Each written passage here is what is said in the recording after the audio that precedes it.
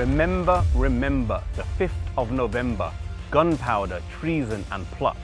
I see no reason why Gaj Foks should ever be forgot. A short rhyme that I, along with numerous other children growing up in England, learned in school, and yet today it seems that many have forgotten the story.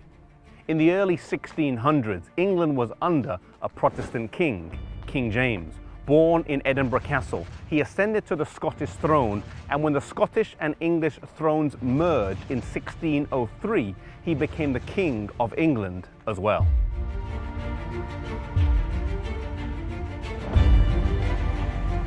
King James is best known for the translation of the Bible that is named after him, translated over a period of 5 years and released in 1611. It is a masterpiece of the English language, shaping many of the terms and phrases that we use today.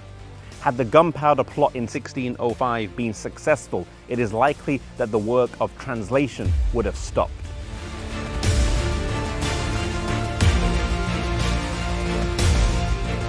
The crown of England had gone back and forth between Catholic and Protestant hands in the early to mid 16th century, but during the reign of Elizabeth I, some stability had been brought to the throne.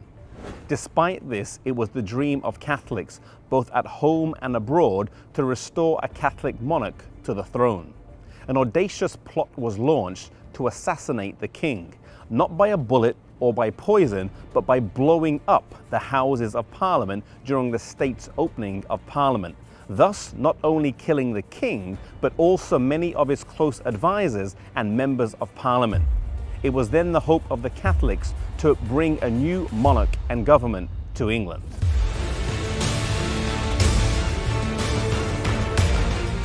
In those days, security was not what it is today, and they were able to rent a space underneath Parliament which they filled with 36 barrels of gunpowder. This huge supply of explosives could not be detonated remotely, and someone had to light it manually, and that job fell to Gaj Foks.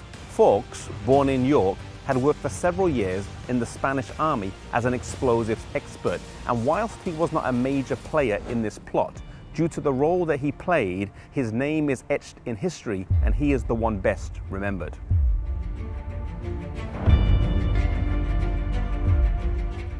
Up to this point, everything had been kept top secret, but there was to be a fortunate leak. Just prior to the 5th of November, an anonymous letter was sent to William Parker, warning him not to attend Parliament on that day. Suspicion was aroused, and a thorough search of the building took place, whereby they found Gaj Foks and his stash of gunpowder. He was taken to the Tower of London and tortured until he gave up the names of his fellow conspirators. The coherence of his signature before and after his torture reveals the severity of his punishment. Eventually, they captured and executed all those involved in the plot, including the ringleader, Robert Catesby.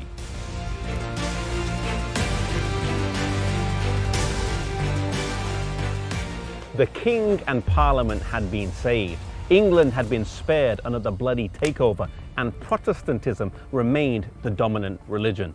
Today, this event is commemorated in every village, town and city across the country, with bonfires being lit, and an event often fondly known as Bonfire Night. In a country that has remained independent for hundreds of years, this is perhaps the closest thing to a national or Independence Day celebration. Something that stands out from this episode of history is how thin and fragile the line is between freedom and tyranny. A famous person once said that your freedom and mine cannot be separated. And yet today we live in a society where if someone's rights are being abused, people are more likely to film it on their mobile phones than they are to stop and do something to help. May we defend our freedoms, civil and religious, anytime they come under attack, and the freedoms of others if we ever see them under threat as well.